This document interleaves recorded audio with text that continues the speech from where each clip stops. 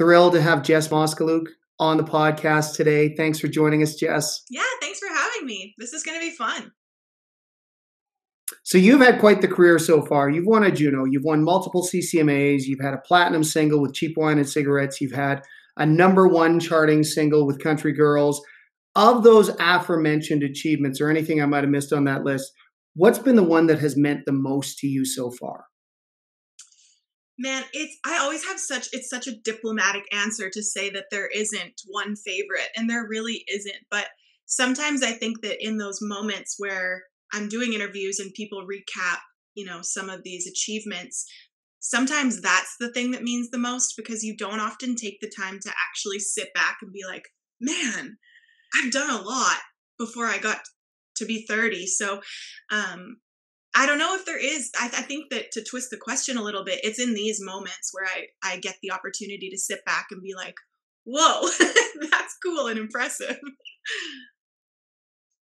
Yeah, it's an interesting thing, because I find that if you study pattern recognition as it pertains to the psychology of artists, a lot of artists are, driven, right? It's always like, what's the next achievement? What's the next milestone? How do I get there? But part of finding the motivation to chase that next achievement is often fueled by gratitude, because you want to take a minute, take stock of where you've been and how far you've come, especially from where you started.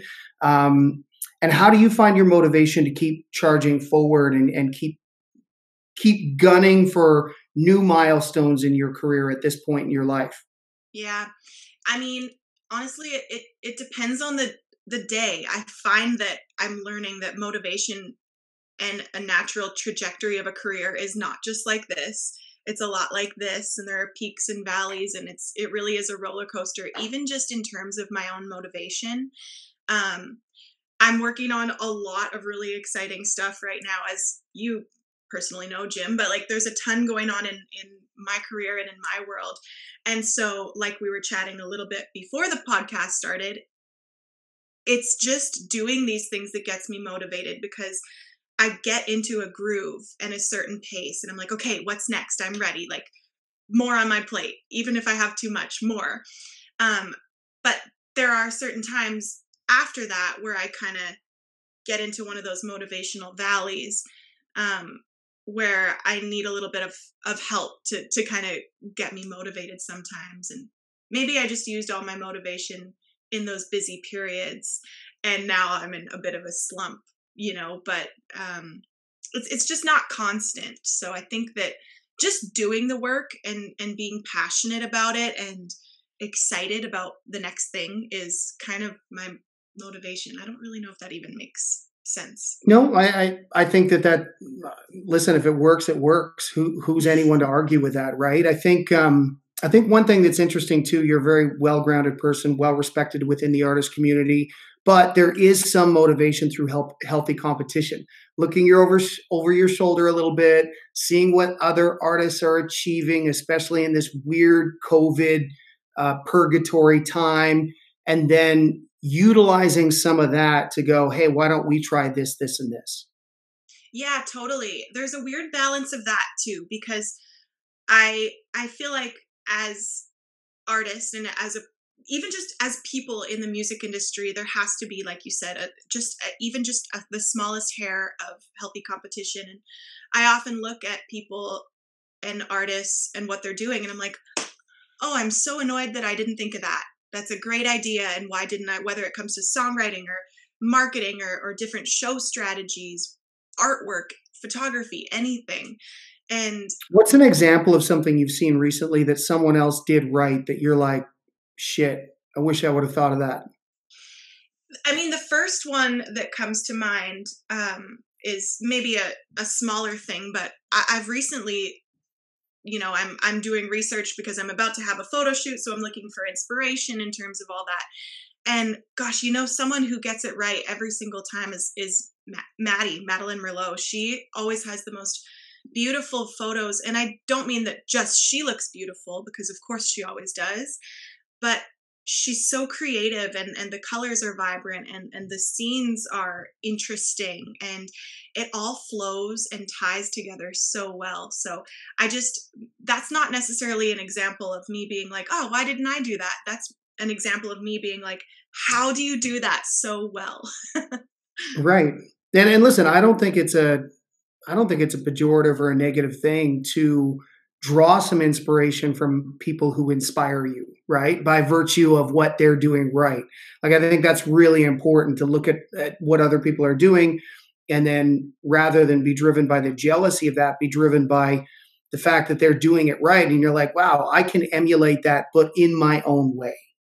Yeah, totally. And the funny thing is that when we talk about inspiration, oftentimes it's like I'm inspired by Shania Twain and Martina McBride and Faith Hill, and it's often those people that have come before you.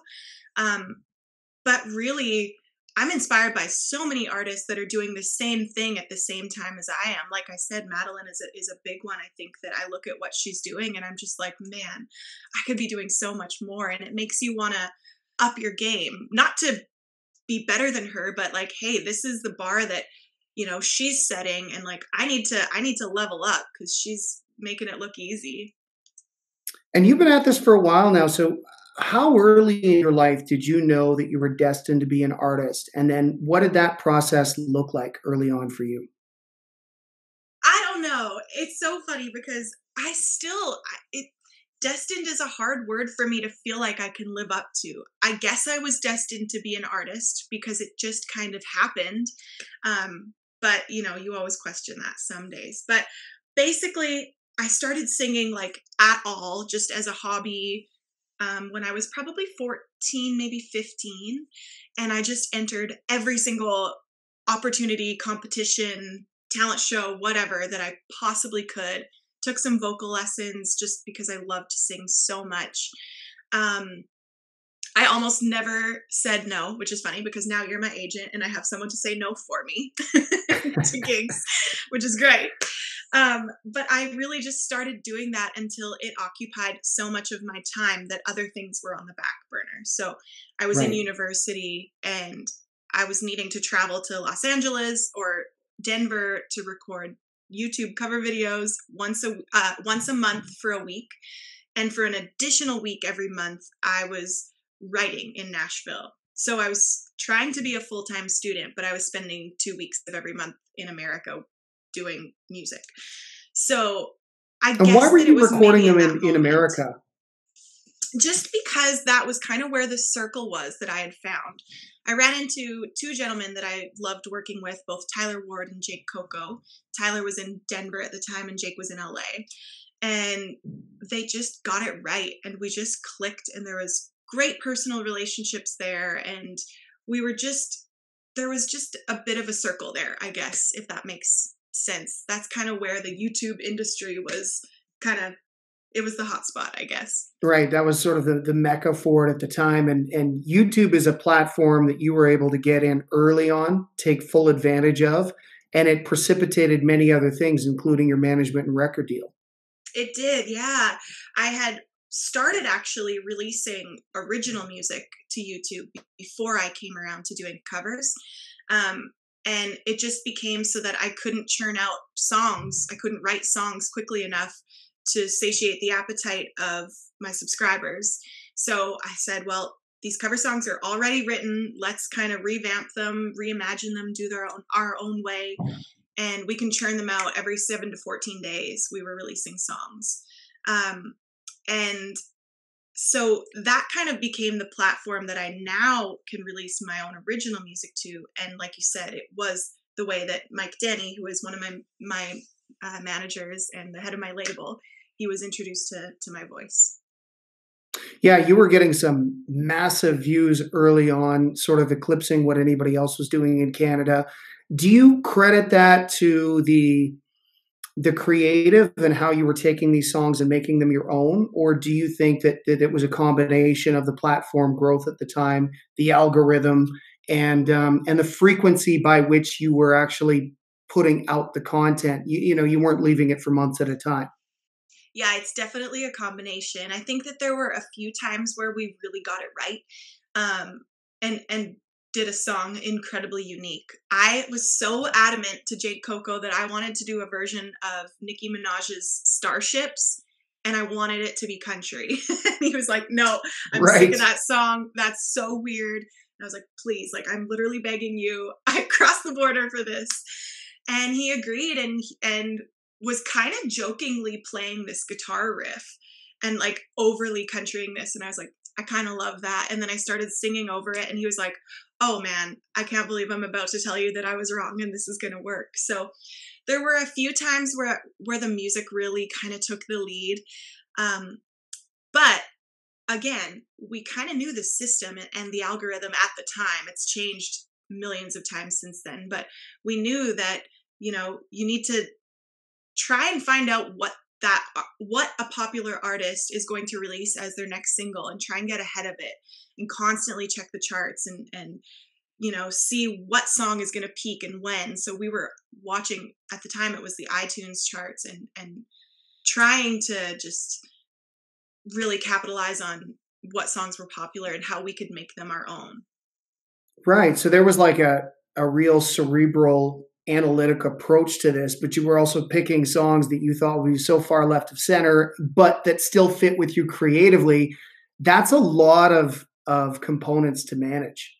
Yeah. And the other thing on top of all of that, on top of all of those components, was that, like I said, I was only able to actually record once a month. So we would kind of do these songs in like batches. I would stay there for 7 days if I was lucky, if I had the time. And we would do about 5 videos in those 7 days, which is a lot. We would record in the studio for, 3 days. And then for 2, we would shoot videos, and the other 2 days were travel days. So it was difficult because with us watching the charts as closely as we were, it was challenging to sometimes get ahead of a song knowing that I'm here for this month and I won't be back for another month, or sometimes 2. So we had to get creative with some of the older songs that we were recording too. We did a mixture of older songs that were popular that people would still remember, and like brand new songs that people had not heard yet, maybe, but were about to be popular like next week. And when you started to get some attention from that, and it was the right type of attention, both fan-based attention, consumer-based attention, and the industry, at that point, obviously you're a kid, you're new to all of this. How did you discern and or make up your mind when it came to the opportunities that were being presented to you, whether it's a label deal, a management deal, or some sort of partnership? I mean, that's always something that I think is really difficult for a young artist who's coming up. And I hope that somebody's listening to this who gets something out of it. But it's like you do everything on your own forever. You're independent. You're literally creating this out of nothing. All of a sudden, you got people knocking on your door wanting to partner with you. And if you're not ingrained in the industry, if you didn't grow up in the industry, it's really hard to understand who you should sign with. Oh, is it ever? This is actually one of my favorite things to talk about. A mutual friend of ours who is an upcoming artist, and I just had a conversation about this exact thing. He recently signed with a team and felt like maybe they weren't on the same page yet. And I was like, man, it takes time, because you spend so much time creating your brand and your craft, whether that's what you're doing or not. You know who you are and you know what works. And you were the only person on your team for so long. At least that's how it was for me. And so to then, in my case, have Mike and MDM say, here you go, we're going to give you a record label, a distribution deal, and an entire team. We're talking, we've got people to help you with your social media. We've got graphics guys. We've got lawyers, like whatever. We've got all these people, agents. That was incredibly difficult for me because at that time in my life, it really felt like trust was something that was earned and not just necessarily granted upon introduction. So I really had to spend some time with these people and work with them closely. And I felt like they also had to get to know me before we could really have the seamless, working relationship that we all have now today. So that was one of the most challenging things for me in this industry, because I really needed to trust that these people not only had my best interest at heart, but knew what they were doing, and knew what they were doing when it came to me specifically, because I knew that I had come to them from a very different path than, you know, Chad Brownlee, to use an example, came from the hockey world, and they were able to, you know, help his career a lot. And that just wasn't how I came to them. So I wanted to make sure it wasn't just like a cookie cutter thing that they're like, we did this for Chad, so we're going to do this for Jess. It's like, no, let's create our own path. And it was really hard. Right. Well, I would imagine there's some metrics you're looking for. Like a lot of times when artists approach me in terms of asking for advice, you know, I often steer them back to have plenty of conversations, because this is a weird business and where you almost get married before you're allowed to get engaged, you know, or live together, to use that analogy, and check the track record, right? I mean, if you're working with somebody who's on their way up, and maybe they're a young manager, agent, label, whatever, maybe they just haven't found their artist to experience their moment of greatness with, or maybe they've been around the business for 20 years and they haven't experienced success for a good reason. And, you know, so getting the opportunity to connect with that team, gel, and really vet them out, and, you know, for lack of a better term, sort of get some references on them, right? Like, totally. I understand, and I'm sure you do too, because you've been there, the desperation that artists encounter when they've been doing it all on their own, and now finally somebody's expressing interest, and you want to make sure that you don't throw away everything you've built, that the team that you bring on actually augments your efforts, right? So in those conversations, what were if you can remember back, and I know it's been a while, but what were some of the indicators that said to you, okay, I think these are the guys. I think this is the team. You know, was there a moment or a conversation or a situation that you could point to that made you feel secure in your decision? Yeah, and it's not one that you might think. The one thing that I remember the best out of these discussions that we were having is, like you said, I was super green. I knew nothing about the industry. I really didn't know what was okay in a deal and what was not okay. So I'm going into these totally blind. I had a lawyer from Nashville. So you did consult a lawyer. Absolutely. Smart. Yes, Good. Definitely. I had no idea what was in that deal. And yeah, so that was great. We had a lawyer look over that. And I remember him saying, hey, one thing here, they want to have access to your social media. They want to post on your behalf. They want to do this.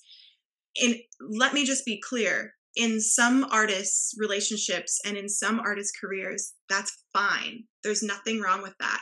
However, it was, I don't want to say a red flag for me, but it was an area of concern, and it wasn't something that I was willing to let go of control. I'm not going to lie. Mike and I butted heads for so long about this, because he really felt like, hey, we need to try and take you from a cover artist on YouTube to a mainstream country pop artist in Canada, Australia, America, wherever. And to him, he thought, well, I think he maybe just thought that I was going to just keep doing the cover thing as much as possible, and maybe that's why. But we had tons of discussions, and I was like, Mike, I've built a fan base, and I have a built-in fan base here. I need to be the one to connect with them. I need to be the one that controls this. I get it. Like, I understand social media. And we fought tooth and nail about it, and I won. And it was in that moment that I was like, okay, if they're willing to give and take on certain things, and they're not willing to control my online presence and image and my voice and what I have to say online in some ways, I was like, okay, if they can give in that area, then we can work on everything else. And well, you know, you're not entering into a relationship where you're going to be dominated by the discourse, right? That it's going to be a healthy level of discourse where there's give and take. And frankly, that's how the best relationships are. We're still together to this day. It's been like, I mean, it's been, I'm going to say maybe 10-ish years. It's very foggy, but I don't regret that for a second. And I couldn't have known how big of a factor social media was going to play to this day, both in my career and just everybody's career. I mean, this podcast is going to go up on social media. Like, everything we do plays a massive part in that and connecting with your fans. I didn't know how important it was then.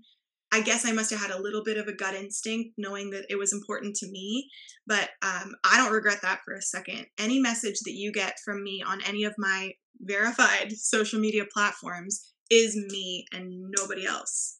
And I think that fans really, really react strongly to that. Right. There's this, well, it's good and bad. There's this really interesting engagement dynamic now that exists because of social media between famous people, artists, actors, and fans. You do a great job at managing that. Are there ever times where you question what you're sharing on social media, or taking an opinion on a hot button social issue or something like that, where you're like, I know what I want to say, I'm just not sure I can say it the way I want to say it without facing the backlash? Like, do you get some of that? Yeah, totally. And, people are sensitive because of whatever they're going through in their life. There's something that, maybe means something to them that I'm not as privy to. So I do try to be really careful. And I know that you can't please everybody, but I really do try to keep my social media a positive space as much as I can. And I really feel like there's enough politics in the world, and there's enough, just so much of that I really try to keep it as positive as I can. And I try to stay away from a lot of those hot button topics, unless it's something that I feel incredibly passionate about and feel like I'm also educated enough that I feel confident in what I'm saying. Right. So, yeah, they're definitely, you're right. It's good and bad, because sometimes it's really hard to know, should I say this? Is this okay? Am I hurting anyone? Because that's never the intent. Well, and you mentioned politics, and I think that's a really, really good example. I've often been somewhat critical of artists delving too much into, say, political issues, for example. And it's not because I don't think they should have an opinion or they shouldn't be free to express it. It's more just understanding that there's a good chance you're going to piss off 50% of your fan base. And what's the point? What's the end game to that, right? And also, I don't see it as an effective medium to change hearts and minds, which is, we live in a democracy. So what somehow seems to be lost, especially on our political leaders, is that we need more people gravitating to one side or progressing their way of thinking. And I just don't know if it's effective sometimes for celebrities to either demean or make fun of people who are on the other side of the political spectrum. I don't think that makes those people go, oh my God, now I want to join your team. I think it does the opposite, right? And so I've never said to an artist that I've worked with, don't post this, don't say that. But what I have said is just know there's going to be consequences for the actions. Know that you're going to get some pushback and some hatred. If you're okay with that, I'll back you up on it. But also understand that if your intent is to win hearts and minds and influence people to a different way of thinking, this might not be the best avenue to do it. Social media hasn't been the best at bringing people together under the umbrella of political discourse. I think that's a fair comment. I would totally agree. We've all seen it.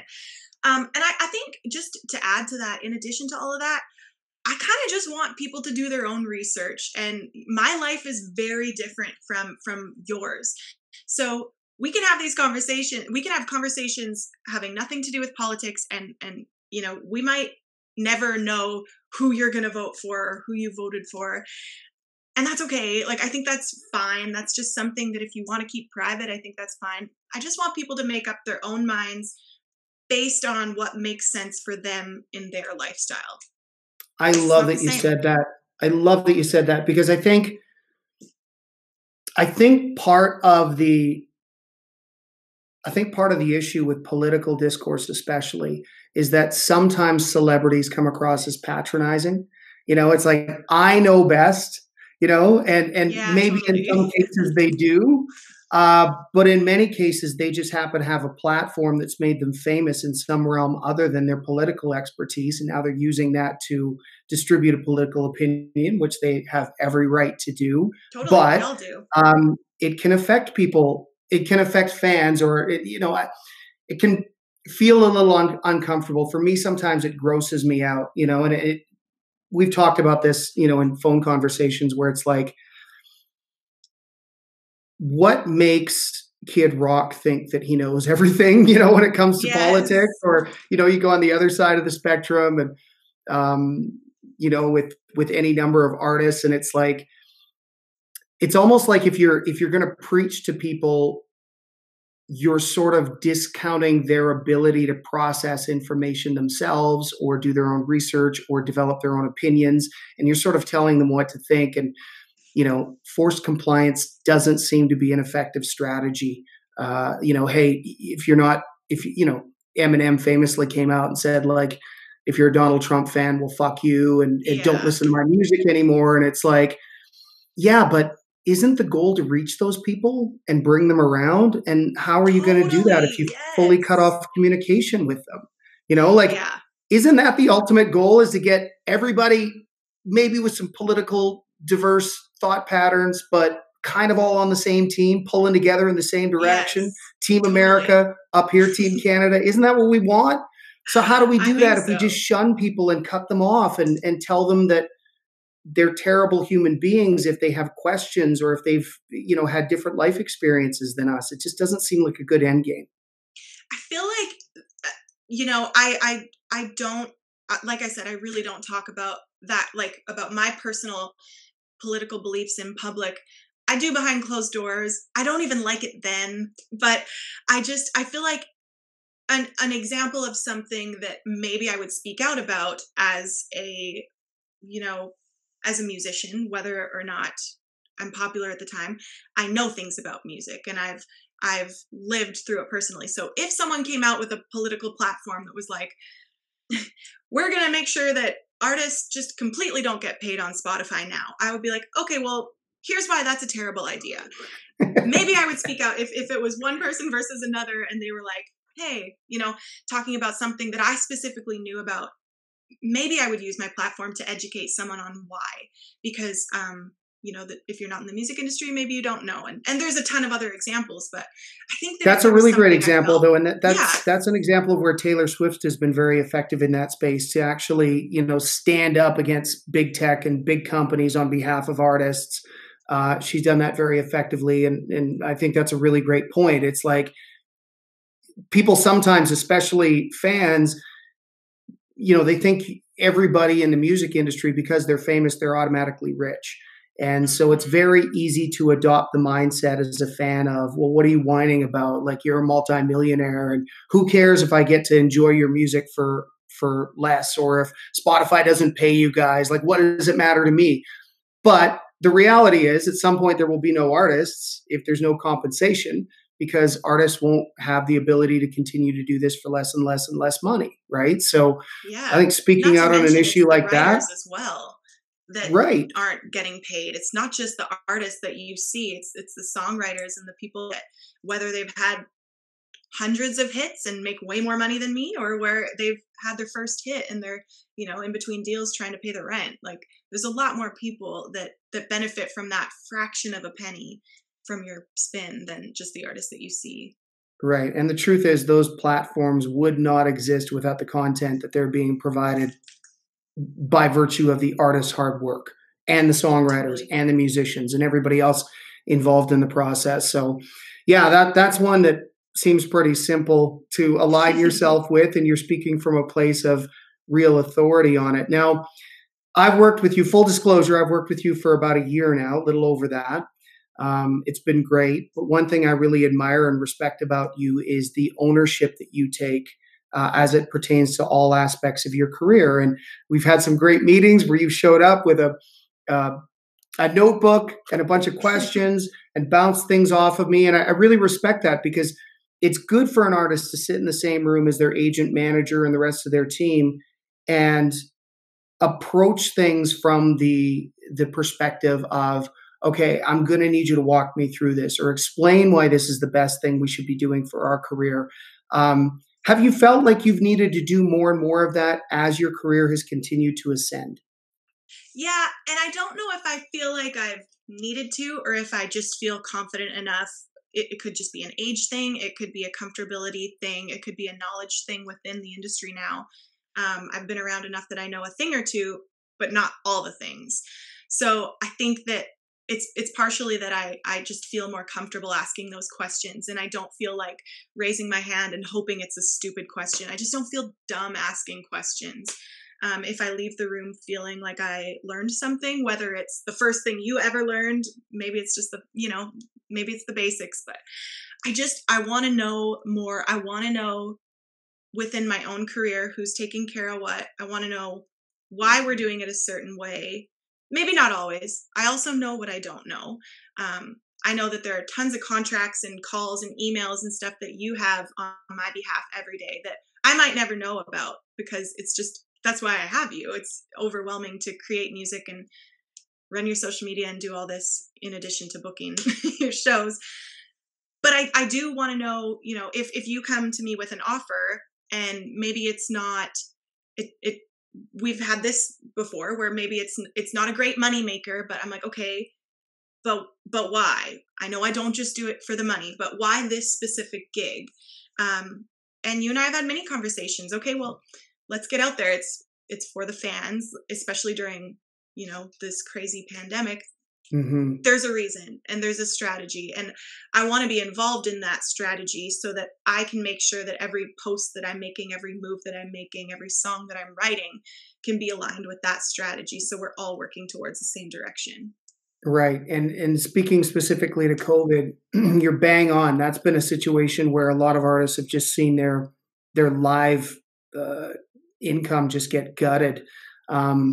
And the offers, because we're dealing with shows that do have confined capacities of 50 people or 100 people.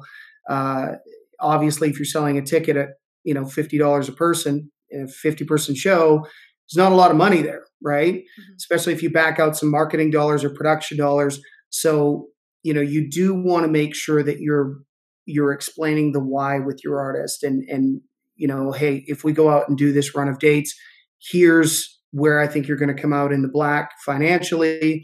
Here's the star maker money or the factor money, which thank God we have those in Canada that we might be able to qualify for. And I do really believe that fans will look favorably upon the artists who were able to continue to reach them through this pandemic, because one of the things we don't talk about enough in this business is how much of a mental health benefit live shows are for the fans. For some people, that's their only modem of escape from their regular everyday life, which may not be that glorious or which might be quite difficult. And they get to go down on a Friday night and sing along to Jess Moskaluke songs and have a beer or two. And maybe that helps them get through the next day, the next week, the next month. It sounds cheesy and cliche, but I really think it matters. And I really think that the mental health crisis that is going to be grandfathered off the back end of our response to COVID is it breaks my heart. But keeping artists out there as much as possible in socially distanced, safe situations where the artists and the camp and the band is all safe and the consumers, the fans are safe, and everybody works the show safe. To me, that's a win-win situation. We should try and do that as much as possible, not just to make money, but to get out there and give people a reason to keep moving forward in their own lives. Totally. And I mean, you mentioned mental health for the fans, and absolutely, if I can be some small part of that, I want to help them in any way that I can. But on the selfish side of it, it's an extremely good mental health exercise and relief for us as artists. I got into this industry because I like to sing, not because I want to wear fancy clothes or go to events or, have people do stuff for me. Like, you could have been an Instagram model if that's what you wanted. Who knew? That's not why I got into it. I got into it because I wanted to sing, not the travel, literally nothing else, just the music, just singing. And when that's kind of taken away from you for like 8 months. It's really hard. And, you know, artists are emotional people, and we're not all incredibly confident or secure sometimes. Or So stable. yeah, we're not stable. And so to be able to get out there and be like, I remember specifically Krugo Fest was the hotel show that we did Right, in in Regina.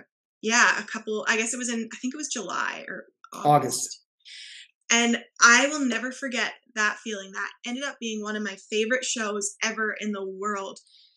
I remember hearing a crowd for the first time in months that had all come there because they know my songs and my stories that I've lived and shared with them. And it felt like such a personal experience, and my whole band was there and we could be together again.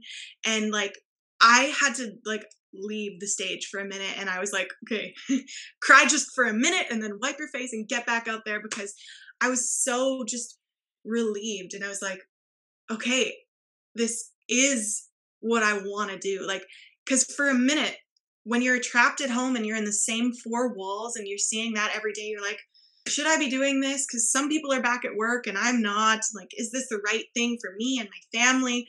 And it was at Krugo Fest specifically, standing on that stage in Regina, where I was just feeling all the love and just flooded with emotion. So yeah, I know that it's great for the fans and for their mental health, but man, it's just as good for us.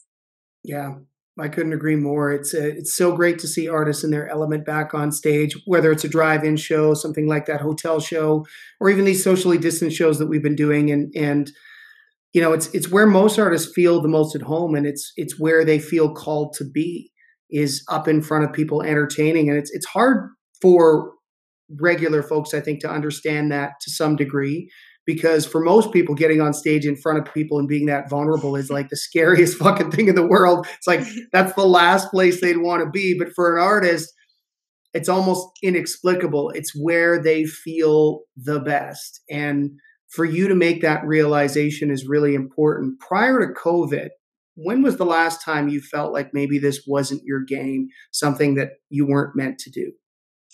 I honestly, like, I almost feel guilty saying this, but it happens a lot. And maybe just for the day, maybe for a minute.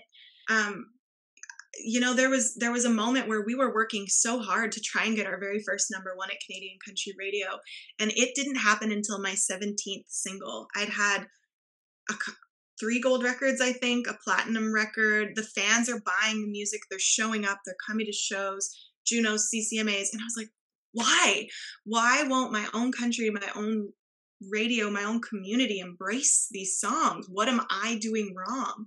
And seeing your peers get that and go #1, and you're happy for them and you know they deserve it, but you're just like, why don't I deserve it? I know I work hard. I think these songs are good. I mean, I'm biased, but and so for a really long time, it was just something that I needed to do for myself. It was a personal goal that I needed to accomplish, not because I needed to be the best that week, but because I needed to feel like I was enough, and that my country music community here in Canada supported me the way that I wanted them to and hoped that they did or would. So honestly, there were a lot of days leading up to before we released Country Girls. There were a lot of days that I was like, am I ever going to get this right? Is it ever going to click? I don't think that's anything to be ashamed of. I'll bet more artists who are honest contemplate that on a fairly regular basis, or wonder if this is their calling, especially when they run up against the wall, or they start feeling like their career is not, you know, their mental blueprint for their career doesn't match what's actually happening in the world, right? I don't think that's uncommon at all. And I won't mention any names, but I have those conversations consistently with artists that I work with, and artists that I don't work with directly, who are just like, fuck, I don't know, am I doing the right thing? Like, you know, and then it's great.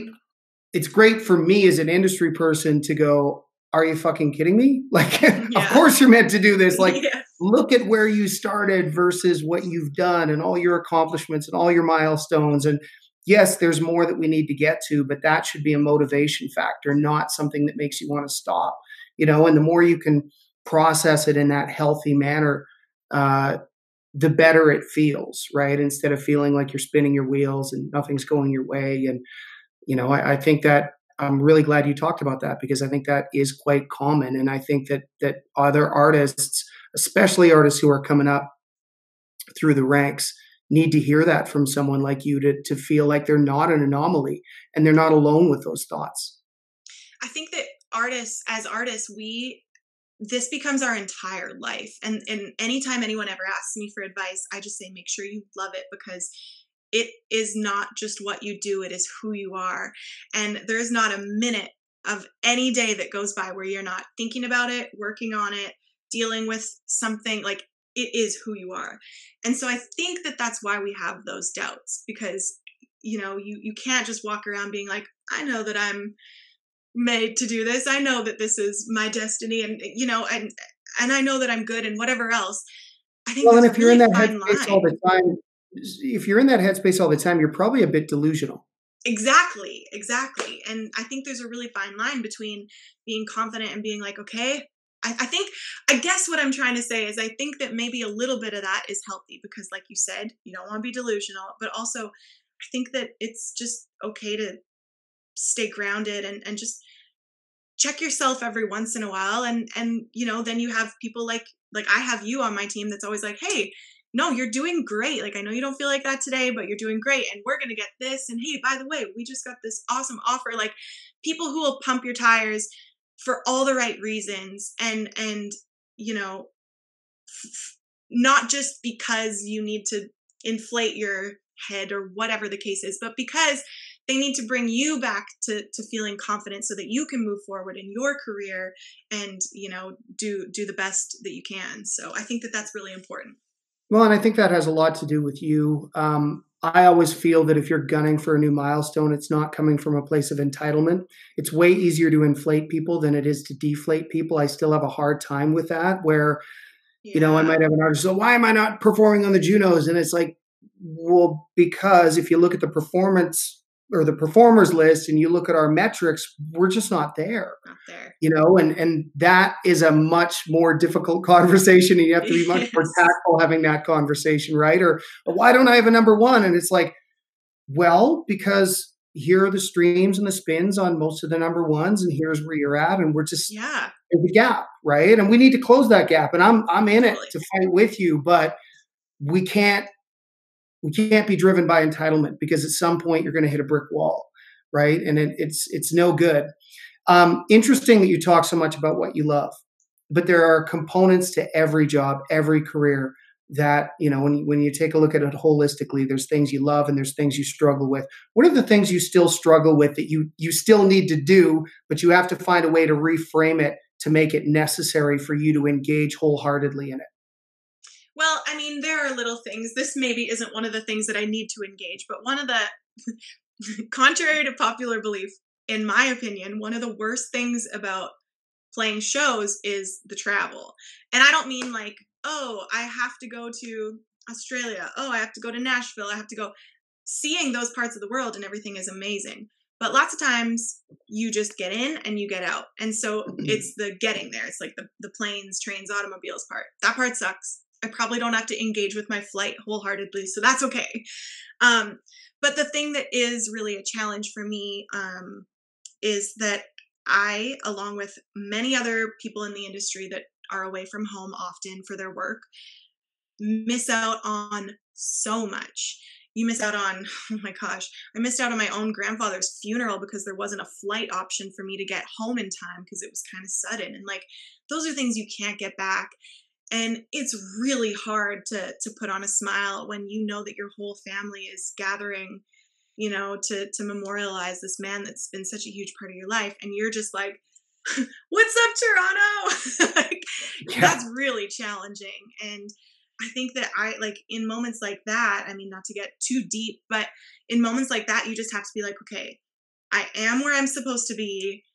I love doing what I do, and that's it. That's why I'm here. And not that I don't love my family, and not that I don't wish that I was there as well, but I've got a pretty solid support team around me that truly understands when I can't make something, and there's rarely hard feelings when work comes first. And you have a professional obligation to those fans too, right? And Totally. that's that's something that, we don't even need to talk about it because you see it when you see you live, but that's another motivating factor to be able to get yourself into the headspace to be where you need to be to put on the best show possible for them because they set aside their plans for the night to come down and Totally. enjoy you and escape and pay at a ticket price, and all of those things factor into it as well. And I think when I have artists who have struggled with travel, that's one of the things that I've reminded them of. It's like, hey, listen, like no job, no profession is holistically amazing. There's always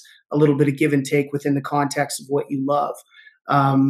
But those people are setting aside whatever other opportunities or entertainment mechanisms they could have engaged in to go see you. So you got to show up for them, Oh my and gosh. And like it might be the only time in their life that they get to see you. So every single performance has to be your best one. And maybe not your best one like it's better than your last show, but it has to be the best that you're able to give in those circumstances. If you're a little bit sick that day, well, you're not going to sound as good as you did the last show, but you can make sure that you can sound as good as you possibly can that night. And, just doing your best. I mean, that's such a basic concept, but for me, I always think, yes, they hired sitters to be here. Yes, they maybe took off work. Sure, they got a hotel, they paid gas mileage, whatever, to come here, and they sacrificed a lot, just like I did to be there.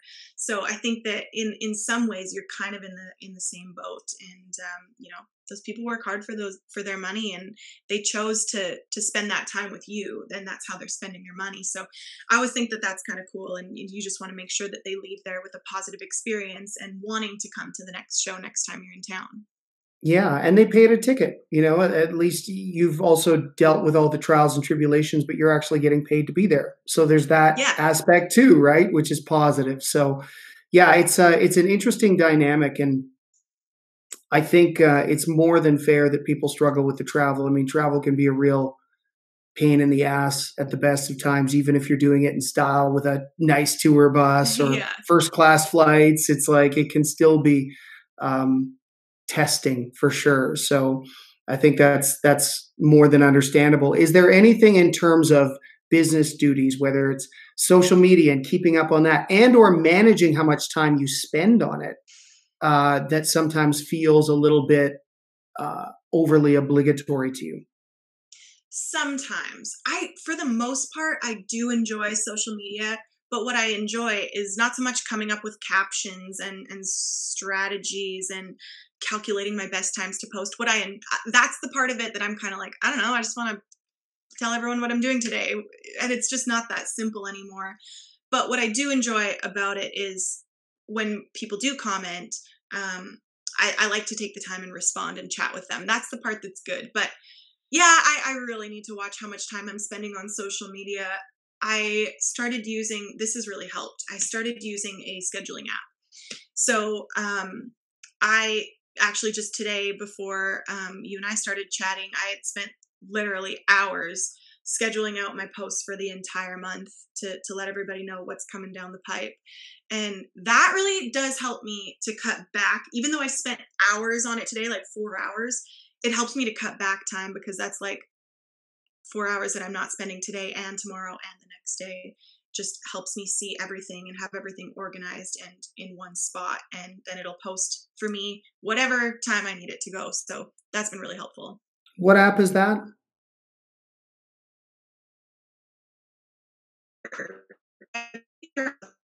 Sweet is one, Planoli or Planly or something. There's lots of them out there, but I use Right. later.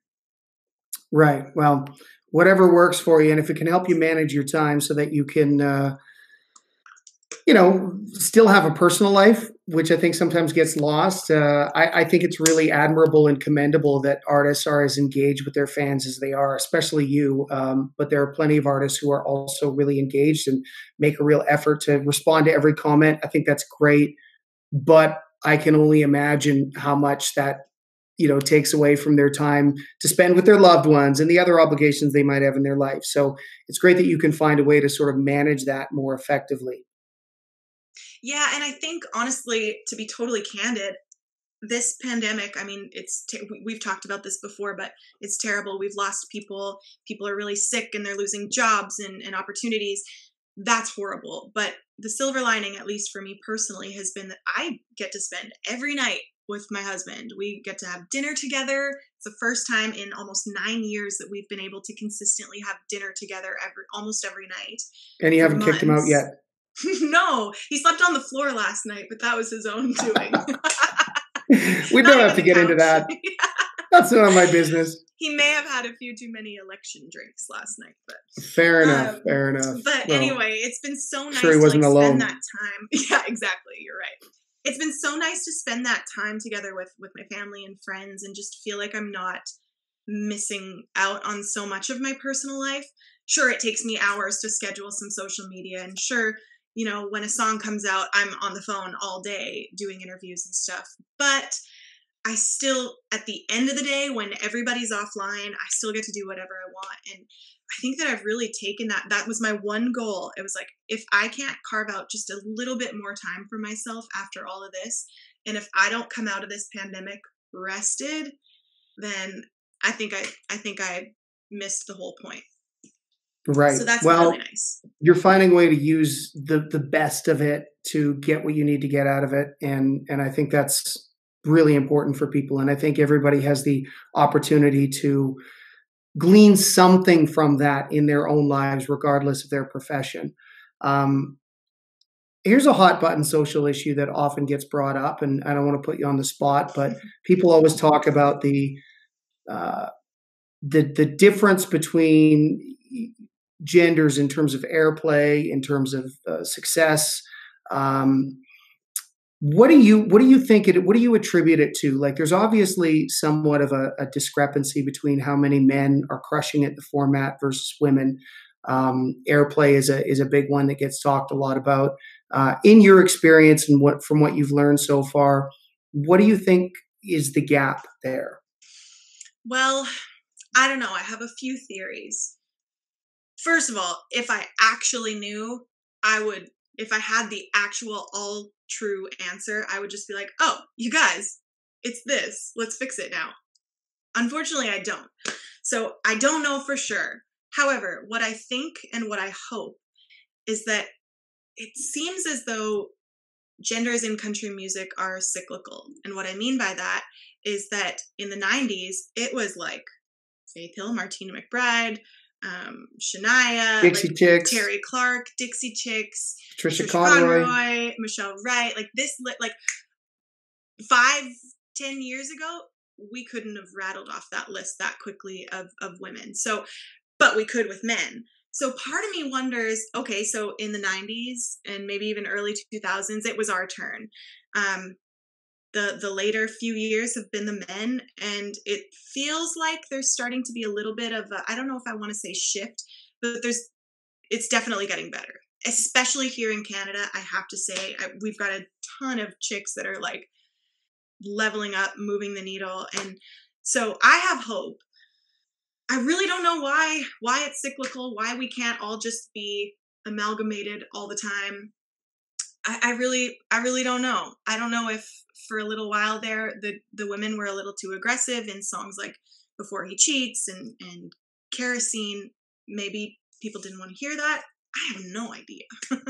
Yeah, well, it's interesting to talk about, right? Because I think that complex problems don't usually have simple solutions. You know, like it's usually a complex solution. So it might be a multivariate equation. I mean, one thing that I really found interesting when I was doing some research on it before I did a panel in Nashville was that of all of the DSPs, digital streaming platforms, only 12% of the music that was being serviced to those DSPs, whether it was Spotify, Amazon Music, Apple Music, were performed by females, and about 88% obviously by men. So, you know, if you just round that stat off to a 90-10, say for the purposes of simple math, you know, you've got a situation where if only if the gender participation isn't 50-50, how could the end result be 50-50? You know, like the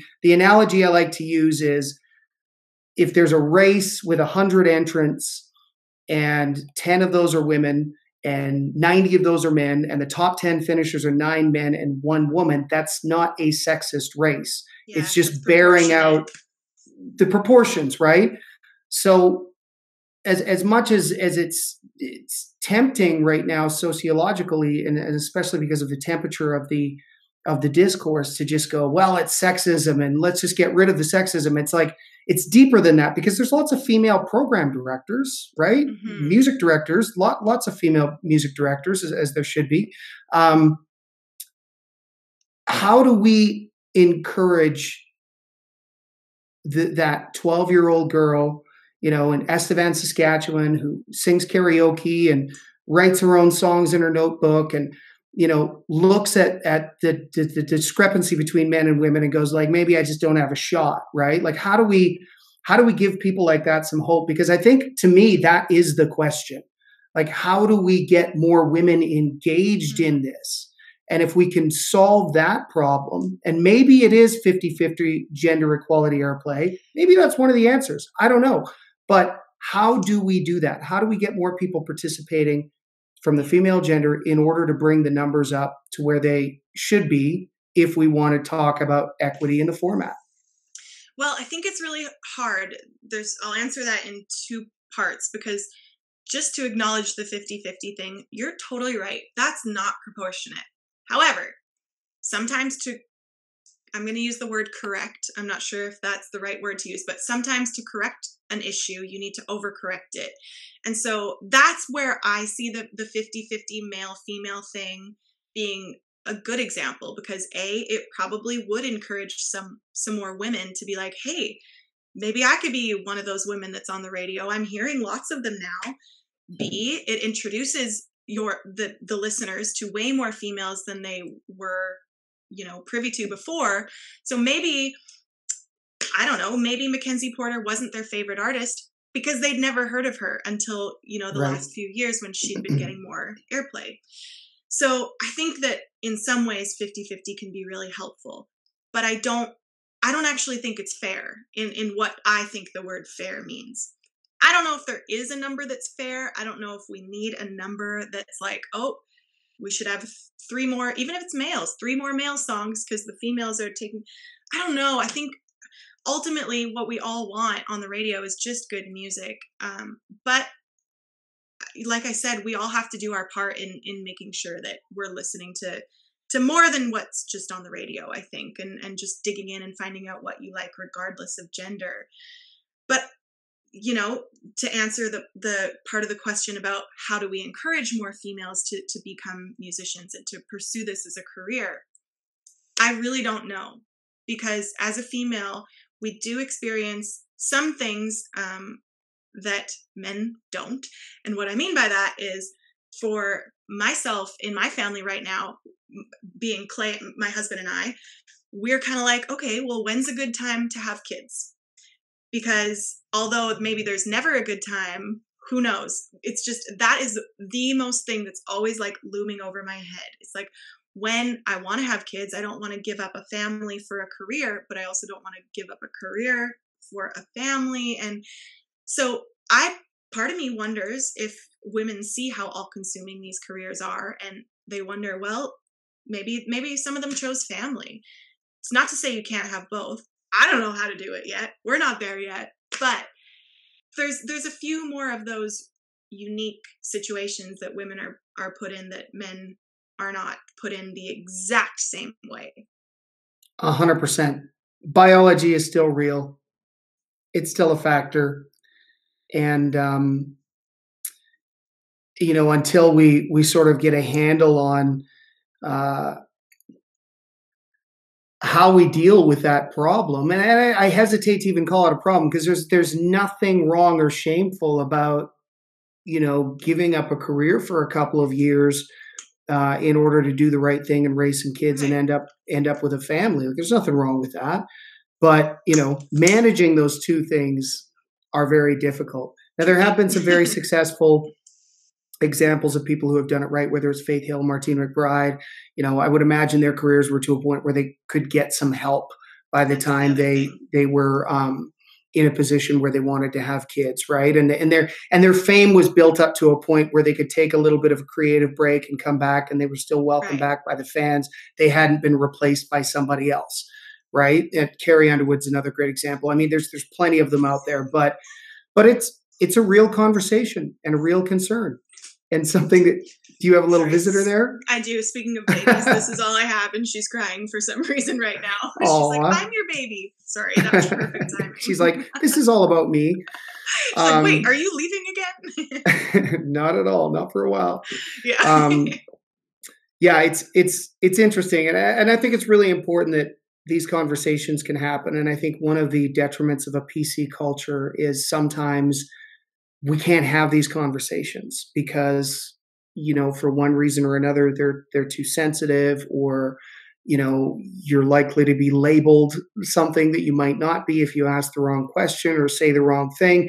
But in order to muddle our way towards the truth, sometimes we're going to fuck up. Sometimes we're going to say something that isn't quite 100%. Right, or doesn't perfectly represent the feeling we're trying to convey in our heart. Right. So I think it's a very complex question. I mean, we see it on the industry side as well, where it's more of a male dominated business. Right.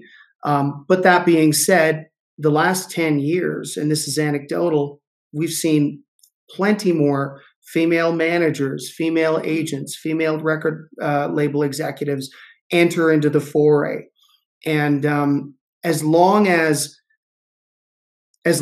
competence and quality of work remain at the top of the hierarchy for what we're all looking for, I think this will sort itself out over time. Maybe not as fast as people would like to see it, and I get that, but I think we're well on our way because there aren't as many sort of policy-based sexist barriers as there were, at one point, right? Like, thank goodness we've all sort of come to our senses and realized what nonsense all of that is, and we're trying to work past it now. And hopefully we can get to a place where there is more equality and those voices are shared and heard and respected and understood, but not just because they're female, because they're fucking good. That's the important part. Totally. And I think the important thing to note with all this is that most people are trying. I really think that there are a lot more people out there, whether in the music industry or not, just in anything, any form of life. I like to think that there are more people out there that are like, so what? She's a girl. She's a great singer. So what? She's a girl. She's a great boss. She's a great lawyer. She's an awesome doctor, whatever. I think that there are more people out there that are supportive of that than the ones who aren't. Unfortunately, there are still some that aren't, but can't win them all, I guess. I think it's just important to know that most of us are really trying. And I agree. I really think that time might fix this problem. It might be 20, 30, 40 years, but we're getting there. We're never going to make assholes obsolete, unfortunately. Like, there's always going to be some in society, right? But by and large, I think the Me Too movement, I think some of these movements have been really great for precipitating discussion. And, where I think the movements sometimes do themselves a disservice is when you can't have these conversations, yes. And they're being shut down, or you're being told not to talk about it. And it's like, well, sometimes in order to figure out what's best for everybody, we got to talk through scenarios. And I know the 50-50 gender airplay thing, I've been like, listen, I'm not against it, but can we walk through the scenarios and see if there are any unintended consequences that we can anticipate at this point that might do a disservice in the long term to women by serving their interest in the short term, in terms of 50-50 gender neutral airplay. And those are the conversations that we all need to have, men who are interested in seeing it move a different direction, and women, obviously. And so I think it's really important that, you and I can have a conversation like this and nobody's screeching at each other or blocking or canceling each other. It's just like we can just have a chat and go, yes, hey, here's what seems to be working. Great. Well, let's ramp that up a little bit. Here's what doesn't seem to be working, and I wonder why. And let's make sure we watch out for that in the future. I think that there's something to be said for the intent behind these conversations. And there's also something to be said for delivery. I think that, like, I know for myself, you and I have conversations like this quite frequently. You'll call me to wish me happy birthday, and it'll be an hour and a half later and we're still talking. But I think that we get into that because we both know that we care about each other, and we don't intend to hurt the other person, whether we have similar or different views. And I don't want, if we have differing views, I don't want something that I say to offend you because of a choice that you made or a lifestyle that you live.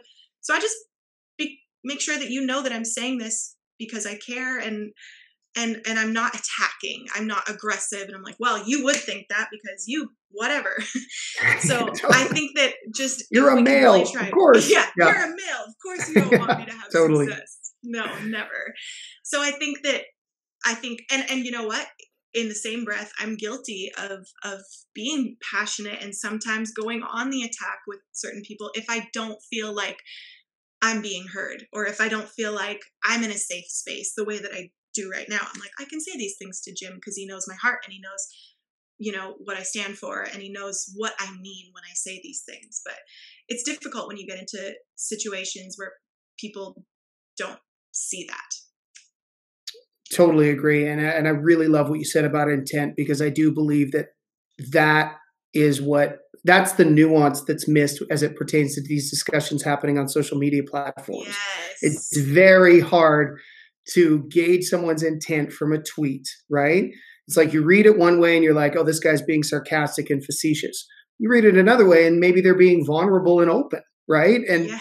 And that's why these conversations continue to be so important. And I think that if you know, we have to run the risk of offending each other too, just to back up to that point, because sometimes when you're talking about important things, and you know this, you're married, sometimes when you're having an important discussion with people you care about, even if the intent is good, there's always a risk that that person might take it the way you didn't intend for them to. 1,000%. Yes. Yeah, it's really tricky. And I think that, like I said, if we just know, even if the intent is there, I think that that's where delivery becomes the extra nuance. It's like, okay, well, you don't have to go on the attack. You can just kind of be cautious in the way that you're wording things. There's millions of examples, even in my own life, my own everyday, day-to-day life, where I've sent an email and I will literally say, hey, just a friendly reminder, we've got this going on tomorrow. And someone might read it as just a friendly reminder, we have this tomorrow. So, you know, so I think that's one thing that I hate about social media, is you can't always see the intent behind something in text form. Well, let me reassure you, you don't come across that way. You've got that, you've got that nailed. It must have been a combination of your life experiences, the way you were raised, and how you continue to choose to represent yourself through your actions with your team. So it's been a pleasure, and congratulations on all your success despite the obstacles that you've faced. You know, just not even being a woman, just because it's fucking hard to do this. Like this is something I try and say to people too. It's like, hey, just because you have a penis doesn't mean you're going to be Luke Bryan. Like it doesn't. 100%. Totally. It doesn't work that way. It's the odds of making it as an artist are about the same as making it in professional sports, right? The only thing as it pertains to artists is there is some more subjectivity in that, where, yes, of course, you know, Nickelback's a great example, right? So many people say they suck, but they sell millions and millions of records and they pack stadiums, and it's like, well, clearly they don't suck. But it's a difficult game to get to the top of, no matter what you think your advantages are. And one thing, and I feel like you and I are very much aligned on this, and I have daughters, and I have a vested interest in making sure that equality matters.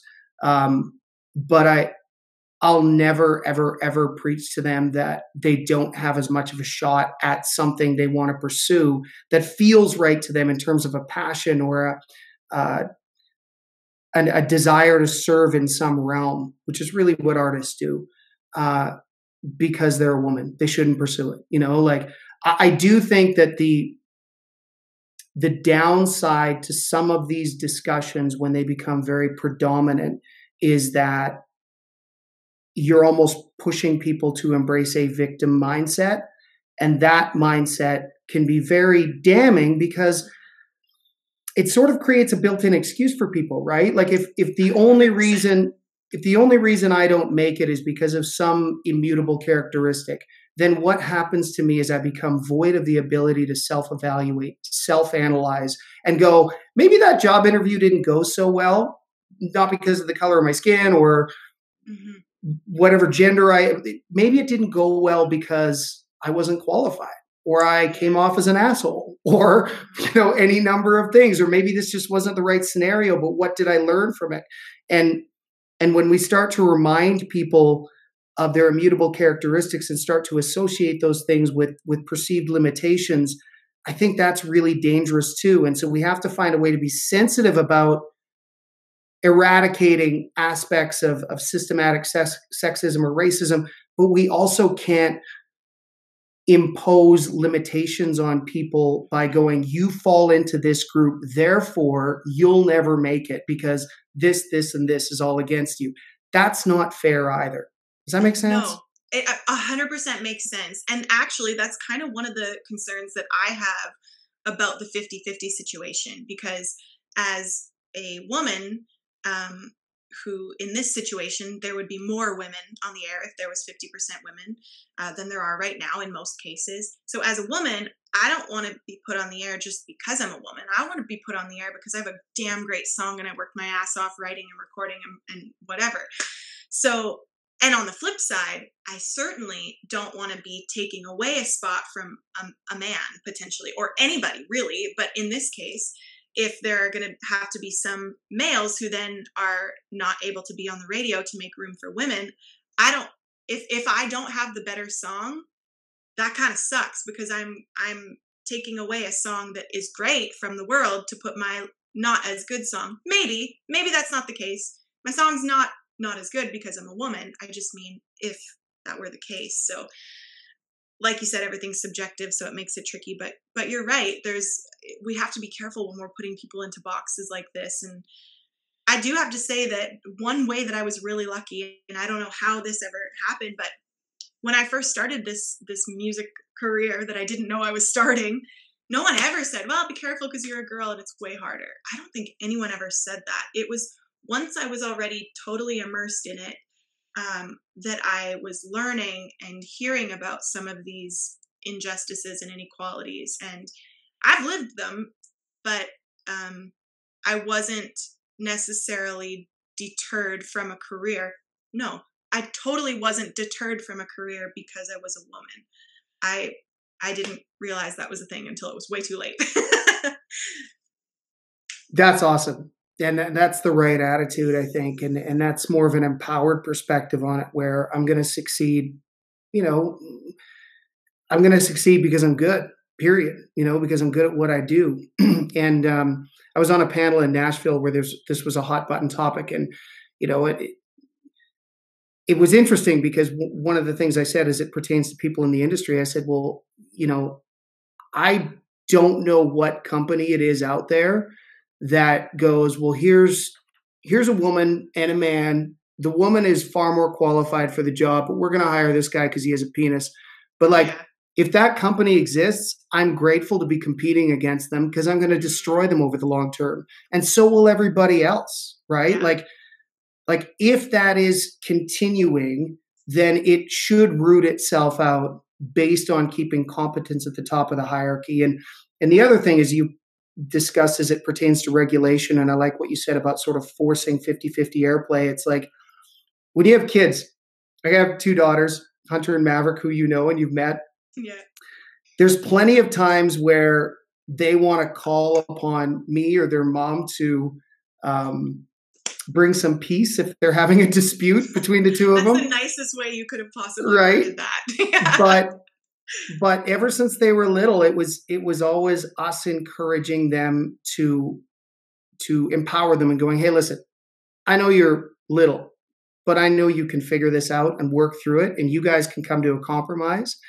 And the government government regulation feels a little bit like calling in the parents, right? Like as an industry, I feel like it's incumbent upon us to see if we can solve our own problems before we go running to mom and dad, which in this case is a proxy for the government, to go fix this problem because we're not able to fix it. And it's like, maybe if we all just talked about it a bit more, we could come up with some brilliant solutions, because guess what? The music industry is full of creative people, right? Oh my gosh, so let's tap into that to solve the problems that exist, or at least get a handle on how we perceive those problems. And then we can maybe vet out some great ideas to fix them over time. But this idea of running to mom and dad / the government every time we see a perceived issue that may not actually be an issue, depending on how you look at it. Maybe not specifically to this particular issue, but there are other issues that sometimes I feel like we don't need the government to solve that. Good quality music put out by great artists over time, that's going to win, right? The consumers, the fans, the marketplace will choose who the winners are. So it's interesting, because I don't feel like as an industry, I want to run to mom and dad every 5 minutes. I want to sit down with other people and go, what's your take on this? What ideas do you have to solve it? And if you don't have any today, come back to me in a month and let's chat again. And then let's start building out some documents and some policies, and let's try them, and let's get other people invested in these ideas and give us feedback, and see where we can take this as an industry, and see what problems we can solve on our own before we go running to the government to try and solve these problems. Because the regulation may create more problems that are unforeseen right now. Yes. It's I love that outlook. I'd really never considered it to be that way, but you're right. We are so capable of solving this on our own. And again, like you'd said earlier, it might not be next week, it might not be next year, but we will figure it out eventually. And hopefully it doesn't come down to government regulations, because like you said, we're creative people and we can do it. And we know what we're doing. We know this industry better than the government. We're in it. We should be the ones qualified to come up with the solution. We will eventually, but maybe we don't have it yet. So that's I really love that outlook. That makes me feel better about the whole situation. More discussions like this will precipitate something. So thanks for being so open and honest about it. Congratulations on all your career success and for crushing it. And I'm really grateful to work with you. And I'd love to have you back on sometime if you're interested. My pleasure. Thanks, Jim. This is great. Awesome. Thanks again for doing this, Jess. Have a great rest of your day. Yeah, you too. Thank you so much.